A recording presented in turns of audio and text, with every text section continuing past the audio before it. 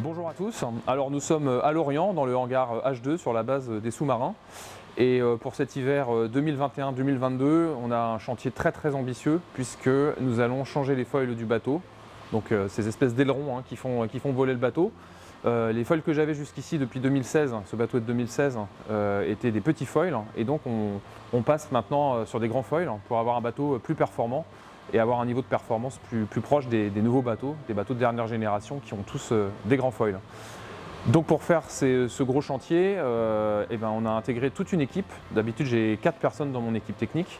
Là on intègre 9 personnes. Donc là il y a 3 Anglais mais bientôt ils seront 4 et il y a 5 Français en plus. Donc il y a 9 personnes qui travaillent dans l'univers du composite qui sont là pour intégrer ces nouveaux foils. Donc enlever les anciens puits, tous les anciens systèmes et mettre les nouveaux foils. Oui, il y a toute une équipe qui vient d'Angleterre. C'est une équipe qui a l'habitude de travailler avec le team Hugo Boss pour la simple et bonne raison que nous avons racheté les foils lancés de l'Hugo Boss du dernier Vendée Globe. Donc c'est très grand foil comme ça. L'équipe Hugo Boss s'occupe de démonter les anciens systèmes, de démolir les anciens systèmes même j'ai envie de dire, d'intégrer les nouveaux systèmes.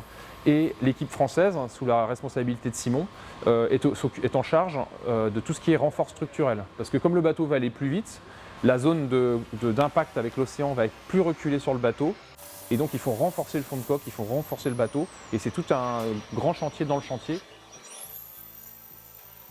Le cabinet d'architecte VPLP qui a été co-designer de ce bateau, qui est aussi designer du bateau d'Alex Thompson, donc ils connaissent très bien les deux plans.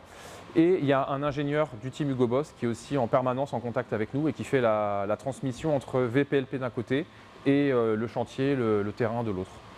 La différence des premiers foils qui rentraient et sortaient de la coque, ces foils lancés en fait ils vont sortir de la coque certes mais aussi passer par le pont.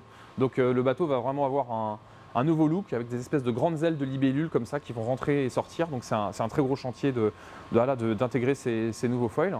On a un projet très ambitieux puisqu'on espère mettre à l'eau mi-avril pour que je puisse faire quand même quelques bords avec le bateau avant les premières courses de la saison. Il y a une première course en mai. La Bermude 1000, ensuite il y a la Vendée Arctique, on va aller en Islande au mois de juin et puis bien sûr il y a la Route du Rhum. Donc c'est une très grosse année en solo qui m'attend et ça va être un défi énorme d'apprendre à naviguer sur ce bateau qui maintenant va être d'une certaine manière un nouveau bateau parce que tout va être nouveau à bord, il va falloir redécouvrir et c'est très excitant.